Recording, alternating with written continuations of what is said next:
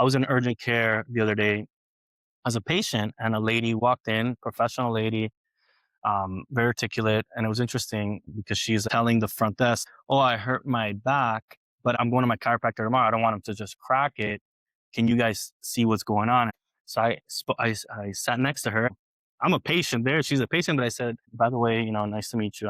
I'm sorry that you're in pain. I'm actually a chiropractor. There are chiropractors out there that are not just going to crack you. They are going to take time to find, oh, my chiropractor doesn't do any of that. He doesn't do x-rays. Just like people come in, the same people, and they crack them and they in and out." So I understand that being a misconception because even some of the largest franchises are just in and out, crack, crack, crack. It's not an assessment, a treatment plan.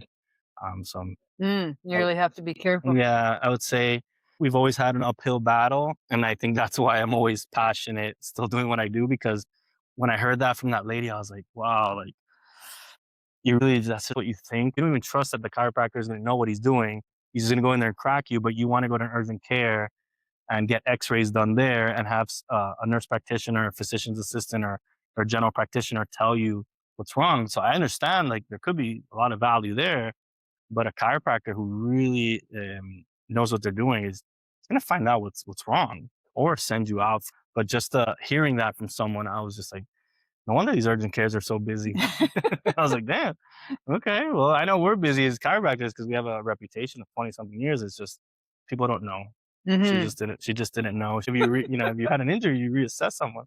Dr. Milner, nice to see you. Jayson, So the first office I started on my own was Brickell Chiropractic and Wellness in Miami, Florida. And then this one is Margate Spine and Injury. fantastic. And I know that your focus since 2006, since you graduated, Yep. has been to help people lead more productive but pain-free lives. Why were you inspired to do that? I think it came from the amount of suffering I had as a child with sports injuries and being in a lot of pain. So I think it's a personal story that I really understand deeply, and I just want to help more people get um, out of that pain and better function and more relief. So that's how it started. Uh, I graduated at 26 in 2006. Now, you are a doctor of chiropractic. Correct. How does that differ, let's say, an MD or a DO or whatever? So good question. It's based on coursework. A lot of the allopathic world, MD, DOs goes more into pharmacology, but we take the same basic sciences, clinical sciences. It's just they go into more of the pharmacology. And then obviously they go into residency, whether it's surgeries or stuff that we don't do as chiropractors. The doctorate degrees, there's many. There's optometry, there's dentistry, there's chiropractic. Now there's doctors of physical therapy. Now they're starting doctors of athletic training. Mm. So it's just doctorate level, is just more credentials, more education. I just knew I wanted to be a chiropractor from a very, very young age. So I just stayed focused and stuck to that route, and I'm extremely happy I did. Did you have a mentor or somebody that guided you? So I've had a lot of mentors. I would say that's part of my success in chiropractic, just having mentors that were probably some of the top in the field. So yes, I definitely had mentors in Puerto Rico who treated me from a sports injury as a young teenager, and then I had mentors in Gainesville, in Miami. I still have mentors. I'm always open to learning from people that have done it before me, and just very open to learning and being coached. And you mentioned Puerto Rico, and I understand that's where you were born. So that gives you an amazing advantage. Gather you are bilingual. Yes. And how often do you use Spanish versus English? I would say in South Florida, it's 75% Spanish Wow. and 25% English, Spanish being my first language. I was born and raised in Puerto Rico. I left after high school. That is a big advantage. There's patients that don't speak any English and they feel very comfortable with me being their doctor and understanding, what they're saying and communicating and knowing a lot of the culture and different ways of thinking in different cultures. So that's definitely helped me a lot. I was a nurse originally. There have been so many advances in technology, not the basic, can still make a bed, but there's a lot of advancements in technology as well. Yeah, tremendously. There's still, I love that field of technology, how you can speed things up, whether it's the software and documentation for your practice and practice management, or whether it's tools to treat patients. Yeah, there's a lot of advances in technology. We've taken pride in this office, investing a lot into some of the top technologies in physical medicine and that route. We'll be taking a little tour of a couple of parts of your office. Also, you're passing this knowledge along to others. I understand you teach chiropractic. So I teach at the chiropractic school at West Palm Beach, and I love doing that. So I just love passing on the real world knowledge to a lot of the students and expectations and how things have changed through the years in the profession. Do you have them work with you in your Yeah. practice? Like So interns or? so we're very picky. We interview attitude, skills, and grades. Attitude, I'd say, is the most important. But yeah, we do interview chiropractic students from around the country, and not just the school I teach. I'm adjunct faculty, and we just bring them in here, and we work with them and help them. And sometimes they stay and work with us. Sometimes they just go on their own or do something else. But yeah, I do enjoy that. It's very rewarding to now be a mentor to others. That's something that I've always enjoyed doing in life. And you have quite an interesting staff. How do you stay in touch with your clients? What's the nurturing process when you bring in a patient? There's many ways, whether it's email or social media or just a phone call just to check in on someone, see how they're doing. Just want to make sure you're okay. There's other forms that are software it does with text messaging and on birthdays and special events that we're having in the office to invite patients. Like we do lunch and learns. What's the average age group of your patients? Are they older, younger, in between? I'd probably say it's a range. We see, you know, kids involved in injuries, and we see adults that are just, not very functional and need help. So it's a big range. I wouldn't say it's like we see between 30 and 40-year-olds. I'd say it's a nice range, which makes it exciting in practice, seeing all different types of conditions and all types of people, different ages and different needs. An athlete trying to get into professional sports versus a Medicare patient who's just trying to like just day by day trying to move a little bit better and get some relief. It's very different how we approach that care. What I found fascinating was babies. So when I was a nurse, I specialized in children, and we were more in neurosurgery, brain surgery, and things like that. So Yeah. I didn't see them outside that environment. I understand that you can really help a baby if they're having certain issues. What's the most common thing? There's chiropractors that address different things with pediatrics, but those are specialists to take care of infants and babies. I just remember in chiropractic school, I worked for a chiropractor who was specialized in pediatrics. What they were doing with kids, with little babies, very gentle. It's like the pressure is so light, obviously, because things are still developing, and you have to be very careful. So if someone was to ask themselves, well, really, what is chiropractic? How would you explain it in simple terms? So, in simple terms, chiropractic is an area of healthcare where we address what's going on with the human body as a whole, whether it's functioning correctly, whether there's issues that we can detect that we can correct. We do use hands-on adjustments, very specific adjustments to keep the body mobile when there's joints in the spine and the extremities that aren't moving correct or out of alignment. We specifically put pressure and we specifically put motion into those joints to take pressure off the areas. I would say that's the easiest way to explain chiropractic is just a whole body approach to health and healing and just helping people live a better life. I would say a great chiropractor can really assess what problems are, whether it's just in our scope or out of our scope, and always put the patient first. Something very interesting about chiropractic is I've asked that question to so many chiropractors, so many students, and that is like the whole answer, but there's so much to it. Something that I think is important to address is the phases for chiropractic care. So when you have an acute relief phase of care, we're focusing more on getting pain down and getting inflammation down. When you go more into corrective care, and these are stages when the patient's ready, you're helping rehabilitate the patient to get stronger. And then what I really think, and just like how you use chiropractic, is maintenance or wellness or management of the conditions and just keeping people mobile and stronger and healthier. One thing I noticed, and you corrected this the last time I was here, is I found that I was wearing a shirt that had like a strap here, and this strap kept falling off. And when you adjusted me, you straightened me out, and the strap stopped falling off. It was like a little clue to me that my spine now, I don't know whether I have a twist in my spine or what it is, but things can get out of alignment gradually. And then you have these little tip offs. What are some of the the key things that cause people to come to you, other than they fall and they sprain Well, something? some of the stuff that people don't even realize, like you said, is having a heavy purse on one side, always carrying kids on one side versus the other. Their sitting posture, their driving posture, they're more on one side, always like this. Their work, how they're working. I treat surgeons and dentists are constantly doing this, and they have one-sided, so we have to balance things out. Those are some of the things that come. Some people put their wallets in their back pocket and wonder why they have, it's everything. Pelvis is out of alignment.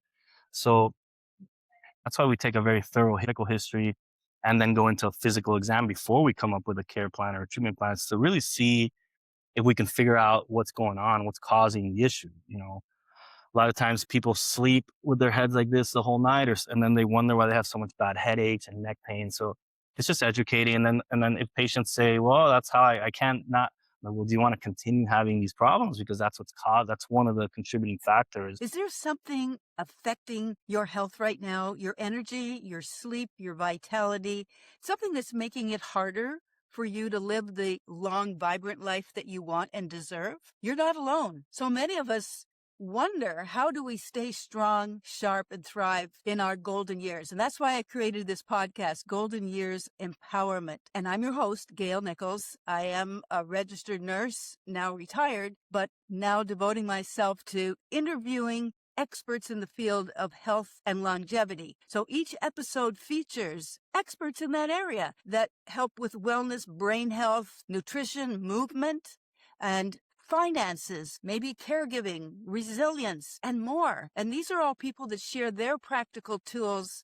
and their uplifting stories to help you thrive, not just survive. I've also created a free downloadable guide that shares my simple daily habits that I personally use and teach to help boost energy, protect your brain, build strength, and age with confidence, and reinvent yourself when you've encountered a loss of some kind. As I recently lost my husband to a sudden heart attack. So I had to reinvent myself and learn how to stay strong on my own. So just click the link in the description below and you can download your free guide to healthy longevity. And because this podcast is for you, I'd love to hear your ideas. If you could just comment below your ideas about what people you would like me to interview. Maybe you would like to be interviewed. What other challenges do you have that I need to pay attention to?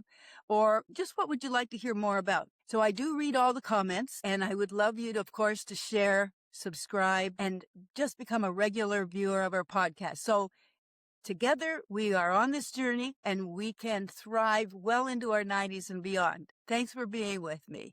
So I think figuring out, I mentioned maybe 7 or 8 there, and there's so many other ones, but figuring out what the cause of the issue is and then working on correcting it is very important as a physician and as a healthcare provider. Are we putting motion into the spine to correct the curves or to correct the misalignments, or are we just, tr- putting band-aids on those symptoms? I believe it's a whole health approach to work with all providers. I just know that me doing this so many years, simple things like taking the wallet out or like the purse, those are very common. It's their choice. So they realize, okay, I want to get better.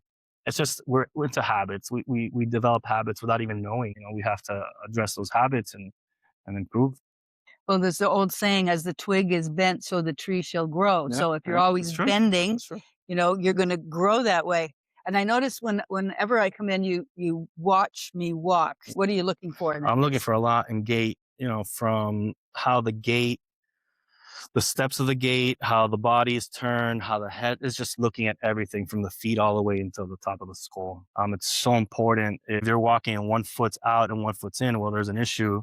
Look at the whole kinematic chain and fix the issue. I treat a lot of athletes, and I'm working now on my sports chiropractic degree. So I'm going above and beyond now to treat collegiate and professional athletes because it's something I just want to do at this 20 years into my career. The gait analysis is extremely important. And of course, when I first arrived, we did a series of x-rays. Yes. So how important are these x-rays to you? X-rays are extremely important. If you can't see, you don't know if there's arthritic joints or anything out of the ordinary, God forbid, any type of tumors. That based on a history, you can't know exactly how severe, how bad it is until you take some pictures. So we take pictures also to look at alignment issues and pelvic instabilities and a lot of the wear and tear that the body has taken, what areas are more arthritic than others based on maybe some injuries that they've had in those areas.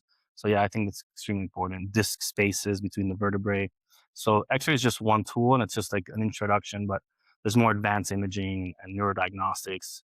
Nowadays, you can order so many tests to find out more information, but the X-ray is just a basic skeletal view of what's going on inside your inside the flesh.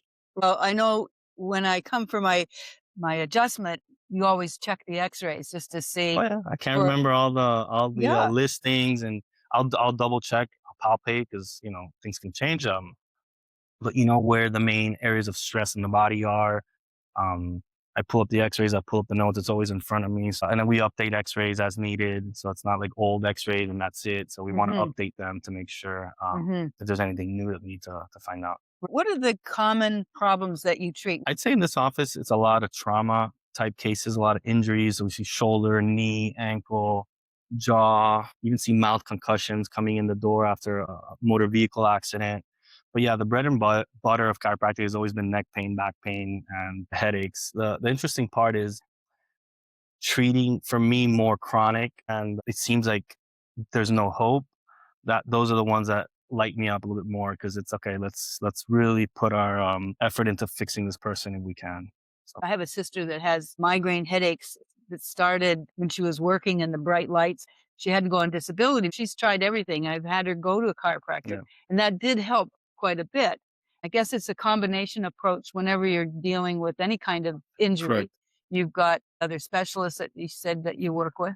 Correct. And the right provider. Every chiropractor is different in their approach, their technique, and diagnostic skills. So the approach that the provider takes, you go to 10 chiropractors for the same condition, they're probably going to treat it a little bit differently, or the speed would they adjust, or the segments that they decide. So I think that's super important to go to the right provider and not think you've tried, oh, I've been to a chiropractor once, it didn't work. I'm never going to a chiropractor again. I kind of say joking, well, have you ever had a bad haircut? And people are like, yeah, well, are you never going to get a haircut again? So just finding the right provider, someone that gets results, but an honest provider that can tell you, listen, this is out of my scope. We work really well when it's cervical, genic, musculoskeletal headaches, tension headaches.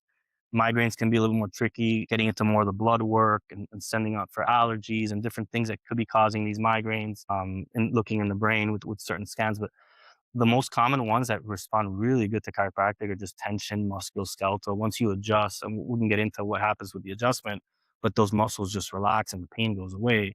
And people are like, oh my God, I've been suffering for years with these headaches.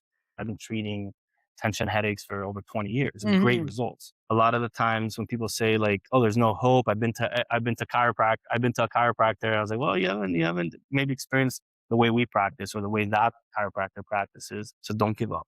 Nowadays, there's so many drugs available, pharmaceutical therapies that you can do. Do you ever advocate for pharmaceutical approach? No, I don't prescribe. That's out of No. our scope. But Mhm. yeah, when people need that type of intervention, they do. Medical doctors, we share space with an orthopedic surgeon. They do their thing, and we share space with anesthesiologists. They do their thing.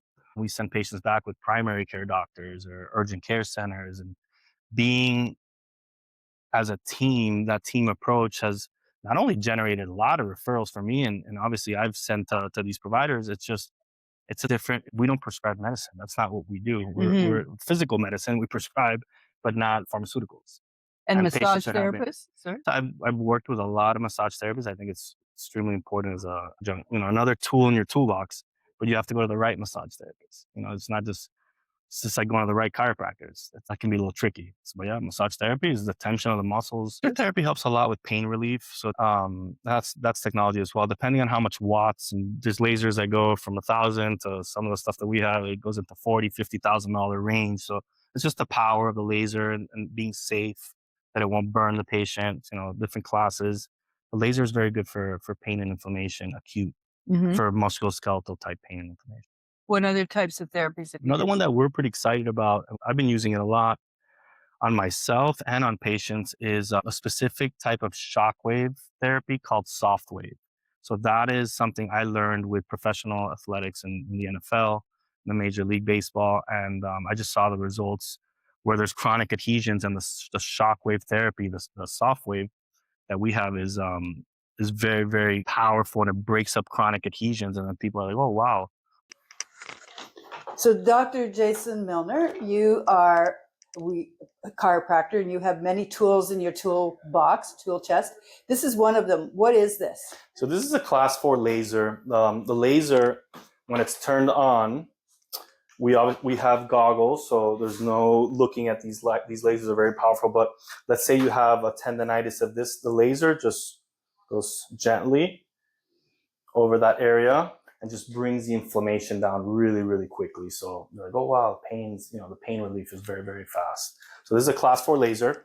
And then over here, we have a shockwave device called SoftWave. So the way this one works is with ultrasound gel. So let's say we're doing this arm. You put the gel, and then as you turn the machine on, nope, it's not plugged in. So as you turn the machine on, the force of the shock waves go into those areas. So let's say I had chronic adhesions here, it just breaks up the adhesions. So adhesions can be formed like this, it just super fast. Someone's like, oh wow. And we do a lot for the neck, back, knees. And there's a lot of research with these two machines that we have here, and they work extremely well with patients. Excellent. Yep. Thank you. Cool. I've created a free downloadable guide that shares my simple daily habits that I personally use and teach to help boost energy, protect your brain, build strength, and age with confidence. And reinvent yourself. Just click the link in the description below and download your free guide to healthy longevity. I would love you to, of course, to share, subscribe, and become a regular viewer of our podcast. So together we are on this journey. We can thrive well into our 90s and beyond. And then I would say a third one that we have here that we really do well with is spinal decompression. I've tried them on myself, and I've seen it on $1 million bodies, professional athletes. So it's like we want to invest in the best of the best. So we do have a DRX 9000 spinal decompression, and that based on the angle of the pull, it's very specific at where it's pulling, where it's decompressing on the spine. That's really good for disc herniations, disc bulges, those type of conditions. So some people may not know what decompression is. It's like a form of traction. But things apart. But very specific. So based on the angle of the machine, based on the level that you want to target, it's not just pulling the spine. Actually, we're not putting them on the rack. It's very, very specific. Okay. And the strapping is very, very important. The weight, the machine, the technology is very important. So I do get people, oh, I tried spinal decompression. I'm like, oh, which machine did you try? So the technologies are very important. I don't like to compare Ferrari to Toyota, but the power of the car, obviously the price is a big difference, but the technology that you invest in for patients, at least for me, is extremely important. And we pride ourselves in investing in some of the best when it comes to spinal decompression, shockwave therapy, and lasers. Okay, Dr. Milner, so you are in your office and you have a special therapy machine here. Can you tell me more about it? Yeah, so here we have a spinal decompression machine. It's not turned on right now, but we do lumbar decompression and cervical decompression. So we have the unit here for the cervical spine. So based on the level, the pull is going to be angled. If you want to target C3, C4 disc level, C6, C7. So the machine angles it and then pulls at that certain angle. Same thing here with the lumbar. If we do L4, L5, lumbar 4th, 5th, it'll go up to a certain level. And when this machine goes all the way down, like I said, it's not turned on right now, the decompression is just very, very precise. So somebody's head fits where? So this stands here, and this machine goes all the way back. There's a TV. They're relaxing here for 20, 30 minutes while they're getting pulled at a certain angle, very specific for their disc levels. So this is an amazing machine. Okay, very good. It's called the DRX 9000. DRX 9000, and this is for lumbar and cervical disc issues, discogenic type pain. The little cushions between your vertebrae that act as shock absorbers, they can herniate, they can bulge. So when you take the space, when you open that space, it creates more blood flow to there, but it also helps that disc shrink back in or suck back into that space, just giving a lot of relief. And how often would someone come back for one of these therapies? Is this like a one shot, or So they come sometimes several people times? come in every day, depends on if they're super acute for, maybe 3-4 weeks of a treatment plan, or sometimes just maintenance. People come in once a month just to get decompressed. So it just depends on the patient. Okay, great. Thank you. I understand you've helped over 5,000 patients. Do you counsel them on lifestyle, on diet, or anything else like Yeah. that? So in their health history, they talk to us about what they do as far as exercise, nutrition. I have nutritionists, personal trainers, physical therapists that I like to send when it's a more of a complicated case. That's not just adjusting the spine. Some people never had allergy testing. They don't know that the foods they're eating are causing inflammation in their bodies.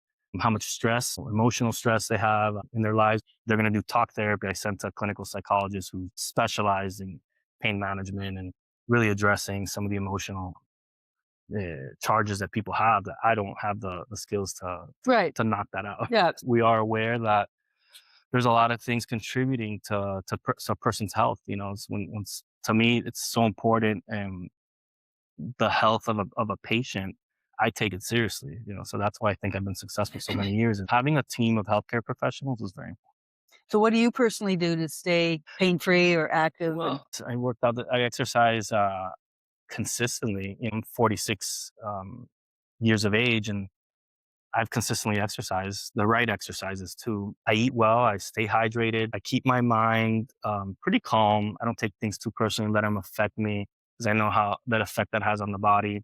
Just that perspective and that awareness has helped me stay healthy. Yeah, sleep is very important. Correct. I'm going to tell you how I get stronger muscles and a sharper brain after I've turned 50. I'm actually 78 now, and I am a retired nurse. And I've been using Thorne creatine monohydrate powder for 2 years now, every day. And I get the big one because I use it every day. And I use 2 scoops every day. 2 scoops will give me about 10. See this? It is colorless powder. I mix it in liquids. Quite often what I'll do is I'll mix it in water with some electrolytes as well, usually just before I go to bed. I have taken it in the morning as well. You can take it 30 to 60 minutes before you exercise or after you exercise. And so there are varying ways that you can use it. I've never had any stomach discomfort with it. Some people say that their stomach can be a little sensitive. So I guess it's how you use it. I find that if I put it in yogurt, I can just mix it in yogurt. It has no flavor. Or you can mix it in some other liquid. Then that helps with somehow protecting your stomach from the effects. But I've never found a problem with it myself. But it does help me with increasing my brain power and my muscle. I notice I'm much sharper and so on. I mean, I'm doing many other things as well. I'm exercising regularly, as well as eating properly and getting my sleep. So that all helps. But this is an extremely well-researched product. It originally was very popular just for muscle, but now it's been discovered that the brain cognition functions really, really well. And especially as we get older, and as I mentioned, I'm right up there. I'm 78, but I plan to be around for another 20 or 30 years. I want to be in top mental condition as well as top physical condition. So that's why this creatine by Thorne, I really trust Thorne because it has quite an excellent reputation. This one is NSF certified for sport. So you know it's very pure. There's no junk in there. So it improves your endurance and your strength. It boosts cellular energy production. So your mitochondria in your body are a beneficiary of this. It also supports lean muscle mass. I love knowing that it supports my brain health too. That's my main thing. Gives me consistent strength and energy, better recovery after workouts, because I go rucking in the morning quite often. I'd go 3 times a week with a heavy backpack, and then I go to the gym and I work out, and then I ruck back home, then I go swimming. So this creatine really supports me through all that activity that I do, plus what I'm doing on a daily basis. So if you're looking for a simple science-backed way to help improve your muscle tone and your brain health and cognition, I would really recommend this thorn, creatine, and I like it in the big size. You can get it in different sizes, but I really like the big size because I go through it a lot. So thank you for watching. Just click below and get yours today. What I found impressive, before we started today, you asked if we could have a prayer. And of course, you led that prayer, and it was really heartening to do that. We meet twice a day in the morning before the shift. We take half an hour. We always start in prayer, not religious or anything, just a prayer to put us all in state and grateful for what we're doing, who we're doing it for, and really putting the patients first over ourselves. So the prayer is done twice a day in the office, and everybody leads it. Someone leads it so it's not like a specific prayer. I feel that that's been a huge part of my success. I learned that from Dr. Damian Martinez, who I used to work for. And Dr. Martinez, to me, is one of the most successful chiropractors in the profession by far. And I was very lucky to work for him. And he taught me that. Him and Dr. Joe Buckley, actually, both of them, because they're partners. And I worked in both their offices. It was so powerful. I was so inspired. Those true chiropractors are still in practice. What do you think sets the top 10% or 20% apart? Learning from the right people, always constantly learning and working on what they're doing. It's not just thinking, oh, I went to school and that's it. I would say attitude, energy, who they surround themselves with. Some people are just born naturally with some gifts that others don't have. There's some natural abilities there. Um, do you wake up in the morning and your intention is to just help your patients, or is your intention, oh, I gotta go to work, it sucks, I gotta do it?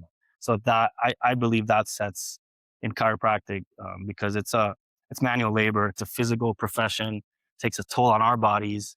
We're dealing with people in pain, all day and bending over tables. So I think also being in shape, treating your body like you're going to really play an intense sport. I think purpose is part of it, knowing that you have a purpose bigger than yourself. I've seen the masters in our profession, and I've seen people in our profession who are negative and complaining and blame everybody else and the insurance companies. It's hard to relate because I'm not at that mindset. You mentioned insurance. When somebody has a car accident or maybe something at work, I'm sure there's insurance that covers it. I'd say this practice is heavy in insurance, more personal injury, but we do have a lot of cash, and it's all relative based on the volume that we see. So the health insurance I got out of network because being in network was very challenging. I did it for many years. So I'm an out of network provider for health insurances.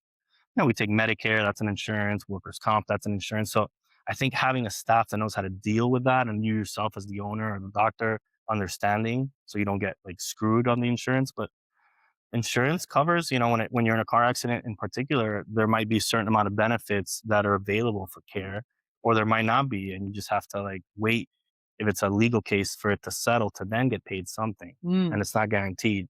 So I never focused so much on that, to be honest with you. I just always thought, just bring people in, take care of them, and they'll take care of you somehow. That the reimbursements are different, from car accident insurance to health insurance to Medicare to workers' comp to Medicaid. So it all works out in the wash. It's worked out for me. You ask another chiropractor, they might say something different. It's worked out for me, just because I'm grateful for what comes in and enough to live a good life. So what's the biggest misconception that people have out there about chiropractic care? I think the biggest misconception is that chiropractors just crack bones, and anybody can crack your own bones, and that chiropractors don't have the training to assess a patient with a medical history and a full physical exam, including orthopedic exam, neurologic, to really come up with a care plan that's not just cracking bones. The adjustments are very specific. It's not just someone like that took a random course and can crack your neck, or you see people like, oh, that just cracked my back. It's like they think that's chiropractic. That's far from what chiropractic care is about. Okay, so even though it's a manual thing in most cases, it's very precise. Correct. Targeting, That's and you it. really have to know the structure of the body and all the interplay, physical, mental. You have to know that very well, and you have to continue learning and reviewing it, because the lines of drive for a specific joint that you're adjusting is very specific, and there's so many joints in the body you can adjust.